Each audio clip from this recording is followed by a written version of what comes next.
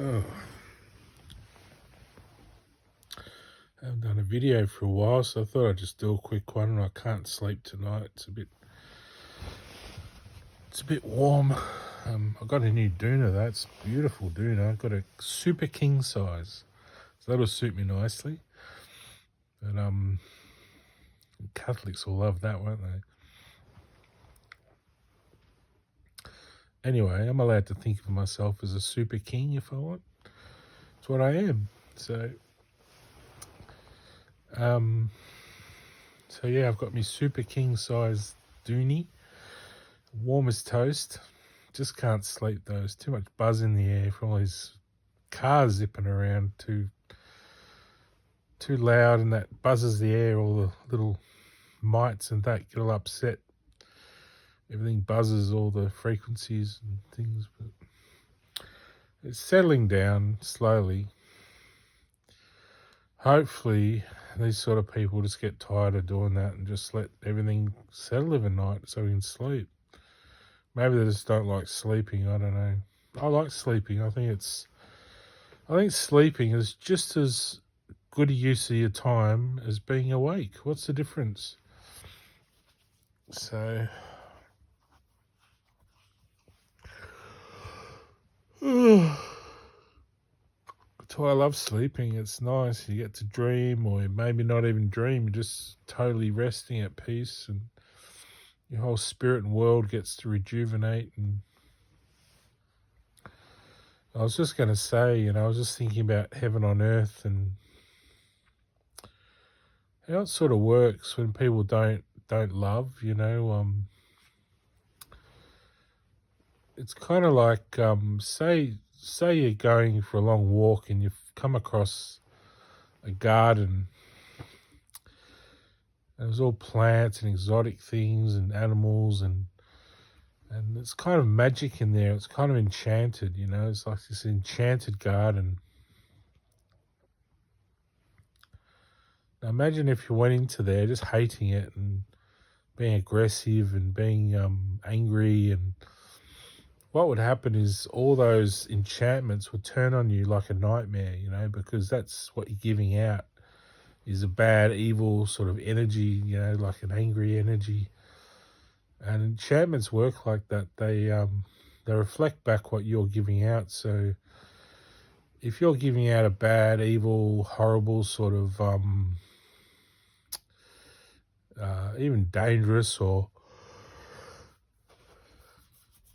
aggressive or fearful, even fearful, it'll turn on you and send that back to you, and that's what you'll find in an enchanted sort of. I mean, heaven on earth is an enchanted, magical sort of space. I mean, because I'm not married, it's very plain and boring, but because it's just the male energy, there's no dynamic. So it's just, it's just my own love, really. There's no other input, really, but it's still a powerful love, but, it's still a universal thing instead of a multiversal thing. So hopefully I meet someone eventually who wants to decorate my universe. But yeah, I was just saying that's what it's like when you're relating to heaven on earth. It's good to be loving. It doesn't take much. Men can be loving to people. It doesn't have to be sexual. It can just be, you're just trying to make each other happy, that's all. So it can be like going out with your mates camping, or whatever guys do, working on the car, going boating, fishing, going to see a movie, that's heaven. It's where you love each other and you're going along, having fun. And, for couples, it's deeper. It's, love and marriage and kids and making love and sex and all that. So that's love. It's just simple. It's just making each other happy, giving each other what they want. So it's not really a selfish thing. It's sort of giving all the time, and because you're giving, you're with other people who are giving. You're both receiving. It's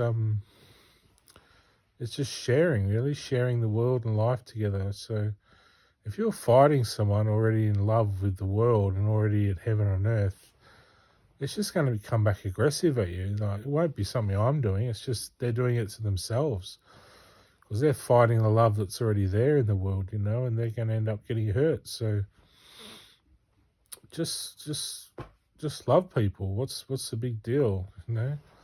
It's just it's nicer for everyone. So that's what heaven and earth's like. It's takes nothing to love. It's being true to yourself. It's trusting and being true to yourself. And you don't have to trust strangers if you don't know them. But if you know someone, just trust them and love them and trust they'll do the right thing back to you. And yeah, so that's just what I had to say.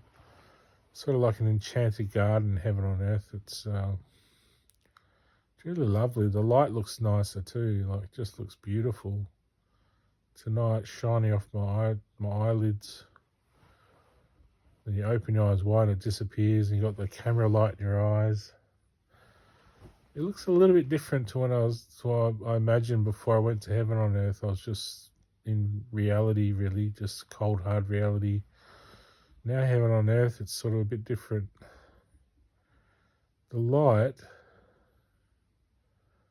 I'll explain it a little bit. I don't want to say too much because people probably get annoyed if they're not experiencing it. They're like frustrated, but there's nothing to be frustrated. We just love people, just love the video or whatever you got to feel that. But like the light, when you're younger, you look at it and you kind of have to squint, and when you do, you can see the little rainbows where the prisms have sort of broken up into colours. The light's broken up through the prism into colours, but because your eyes sort of got prisms in it, so you can see rainbows, and the rainbows aren't really there. It's just white light shining in your face, but your eyes can pick up because it has little prisms in the surface of your eye, so it picks up the colours. But heaven on earth, it's like the light loves you or something. It's a bit different to how you experience it when you're not in heaven on earth. It's like you have a feeling like you're almost the light itself. You're just connected so well that you don't feel like it's ever going to hurt you. You can just stare into it and it doesn't sort of hurt you. And really, I mean, it should be the light in someone else's heart that you're seeing in their eyes and all that. But hope you can see me. I'm not off camera.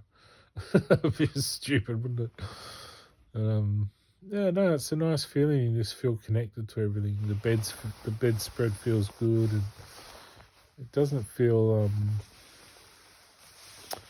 I just remember mainly when I was back when I was a kid, I was in Apollo Street in Mansfield, in that house over the road from the tennis courts and the main oval in town, and I can't remember. I think it was 13 Apollo Street. We thought of, Apollo 13. We used to think sort of unlucky, but I had the number 13 as my basketball jersey, so 13 was lucky for me. So I don't know why it's unlucky. I think it's something to do with Friday the 13th, or something happened on the 13th, and it got a bad name, but it's just another day, isn't it? Might have been Witches of Salem or something. Might have happened on Friday the 13th or something.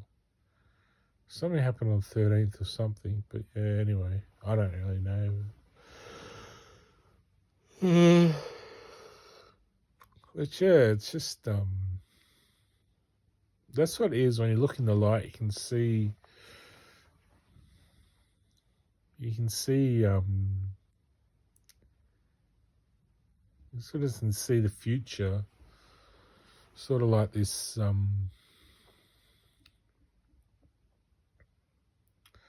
in the light in your mind and in your eyes and in your head and in your heart. You can sort of see like when I was younger, all I saw was music and my schoolwork and sort of thinking about life and what it means, and now I'm sort of past that. I've sort of mastered life in a way, um, where I'm just doing the best I can now, and it would be different if I was married. I'd have different responsibilities, and I have more responsibility to earn money and do things like that. But on my own, it's not too bad. But yeah, it's almost you see a fairy tale in the light happening. It might not be a Disney one. It might be something else. Just a story of two people or a group or a family, or you see all these little fairy tales happening in your mind, and it's probably where we get these stories from originally. But it's almost like seeing the future. I think that's where we get a lot of stories from. We see it in our mind, but what we're seeing is the future. So we're sort of writing it down and making stories, and it kind of, I think it's a way naturally of sharing that with other people who maybe can't see it, so then they can connect with that same energy to share those sort of dreams. And so yeah, I mean, we get a bit obsessed with all these violent ones these days, with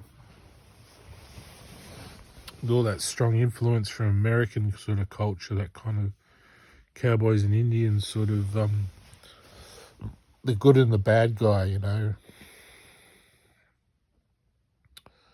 I don't see people that way. Like, there's good people and bad people. Anyone's capable of doing anything.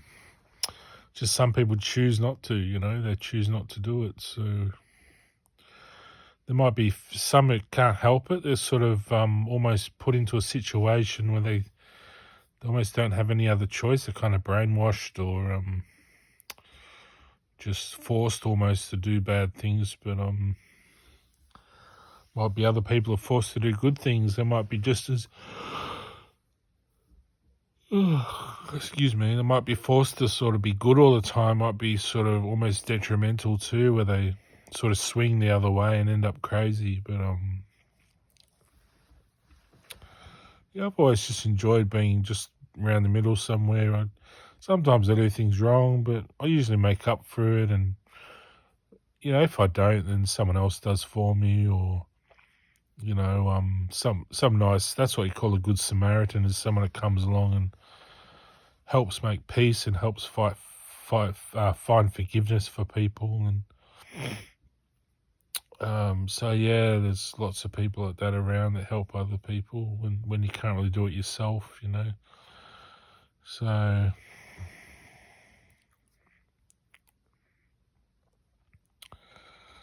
what was I saying? Yeah, I'm just saying, I've I've grown up in a bit of a rough sort of environment for myself. I should have really been born into some kind of royal family where I'm just doted on and just have certain duties and stuff like that. But I think our royal family is sort of, because I come from a long line of royalty with Robert the Bruce and stuff. They're our ancestors. I think he's my 12th great grandfather or something. I don't know, something like that. I can't remember. My sister's got all the info. But yeah, I got royal blood from Scotland, and so really we're probably the Australian royal family, but you don't really need a castle, do you? What do you need a castle for? I mean, you don't really have bombs going off and stuff. Or cannons to sort of defend, you don't need your keep and your castle. So you just nice people that influence the country in a nice way. You battle the problems, I suppose. You're forced into battle sometimes when there's problems, and you rise above it and you have people's best interests at heart. And I'm always trying to think of new ideas that sort of put out there for people to pick up on and help their lives along. Don't really have any sort of official position of power or any sort of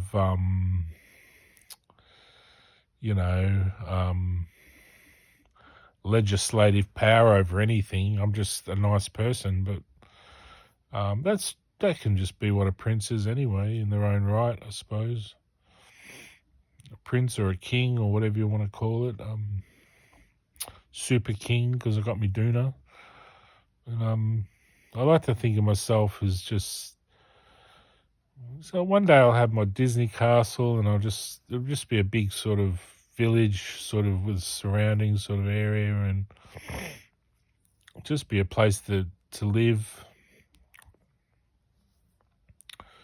Hoping one day I can fly in there like Peter Pan and just land in the top and live in my little tower, and Tinkerbell will fly in after me. And these are just dreams I have in my mind, but who knows what the reality is. But it just keeps me happy, all those sort of happy thoughts, just to think about. And I don't have someone making me happy, really. I'm trying to make everyone else happy, so I've got no one to make me happy. But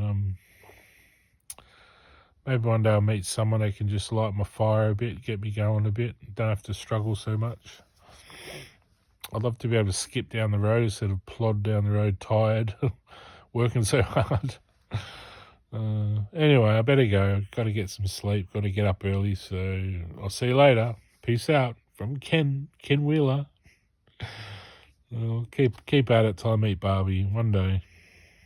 She's round the corner somewhere. I'll bump into her and she'll drop all her papers, and I'll say, "Oh, sorry about that. Can I help you? And what are you doing? You want to get a coffee?" Or the old line, "Hey, do you want to get a coffee?" You say, "No, I don't drink coffee. I only have sports juices." I'll say, "Would you like a wheatgrass?" I don't know. Depends what Barbie I meet. There's hundreds, so I might meet workout Barbie can help me lose me belly, or might meet scientist Barbie help me work out my computer I'm going to build. It does make it easier having Barbie by your side. So whoever that is, she might be short, dumpy Barbie. She might be Asian Barbie, Indian Barbie, whatever. I don't know. Just how I think about my wife. She's just this pretty sort of Barbie-looking girl that when I lie next to her, I feel special. And anyway, I better go. Peace out. Ken Wheeler. One day I'll change my name. Or when I meet Barbie, I might change it. I'm not officially a Wheeler yet. Haven't been accepted back into our natural family, so don't know. I think they think Dad's a mistake, but he's not. When his dad met his mum, they really loved each other. So it's just a shame they got pulled apart and he had to go off to war and stuff. So, but yeah, Dad's a valid human being. We're a valid family, and just circumstances. But yeah, Dad. People are meant to be born, I think, especially, back then before all the experimental sort of births and things. People came together for various reasons, and people were born for various reasons, and I believe it's fate that our souls choose the way we're meant to come into the world, and the battles we're supposed to face and the love we're supposed to have, and it all irons out in the wash, I guess. Anyway.